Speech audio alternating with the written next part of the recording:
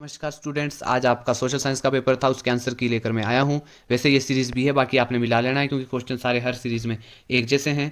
तो first question से शुरू करते हैं। मैं क्वेश्चन ही पढ़ूंगा, सीधा आंसर के ऊपर चलेंगे हम सीधा। तो पहले का है 24 दिसंबर। 24 दिसंबर है राष्ट्रीय उपभोक्ता दिवस।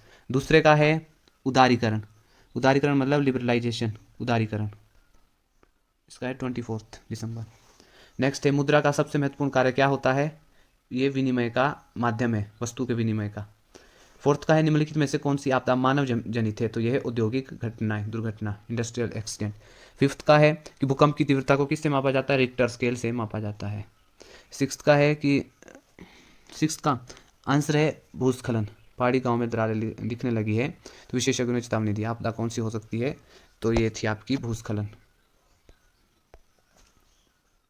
ये सारा मैंने आपको बताया हुआ था। आई होप आपने जो मैंने प्रेजेंटेशन वाली वीडियो बनाई थी उसके बेस पर ही आपने पेपर को अच्छे से किया होगा। तो नेक्स्ट चलते हैं। 7 की नमक कानून तोड़ने के लिए गांधी जी ने कौन सी यात्रा की थी। दांडी यात्रा। ये भी मैंने लाइव क्लास में कहा था एक लाइन में। 8th का है कि विदेशी वस्तु का बहिष्कार किया जा रहा है। तो ये कौन सी भावना थी। राष्ट्रवादी भावना थी, अपने राष्ट्र के प्रति नेशनलिस्ट फीलिंग थी। 9वें का है, 9वें का जो वो बीमारी थी, मवेशियों की मौत हो गई थी, रिंटरपेस्ट थी। 10वें का है बी, संसाधनों का सीमित व विवेकपूर्ण उपयोग। भारत में प्रोजेक्ट टाइगर कब आरंभ हुआ था।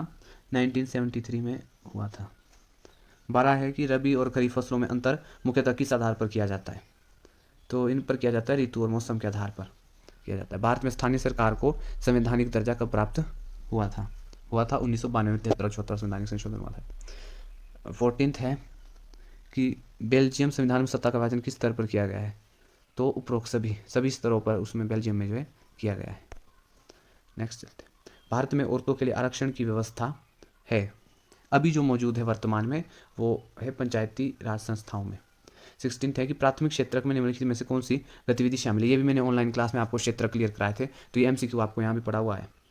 तो आपने अगर ध्यान से सुना होगा तो प्राथमिक में मैंने कहा था कि कृषि है, एग्रीकल्चर है। तो ये था आपका पेपर। ये जो मैंने आपको ये भी करा रखा था, ये भी लाइव क्लास के दौरान मैंने इंपॉर्टेंट क्वेश्चन करा रखे थे आपको। इसमें से अधिकतर क्वेश्चन जो मैंने करा रखे थे, इतना ज़्यादा मैं इसमें टाइम नहीं लूँगा आपका। मैप के ऊपर चलते हैं। तो मैंने आपको बोला था कि चावल की जगह और कोई गेहूं उत्पादक पूछ रखा है। यहाँ जहाँ चावल था तो यहाँ दो गेहूं उत्पादक पूछा है। वहाँ ब्रह्मपुत्र नदी थी, नर्मदा नदी, भारत की राजधानी अरावली, मतलब आसान था ये। यहाँ भी सिंपल पूछा है कि जापान कहाँ है, जर्मनी कहाँ है। तो आई होप आपने बढ़िया किया होगा। तो ये थी आपकी आंसर की। Thank you.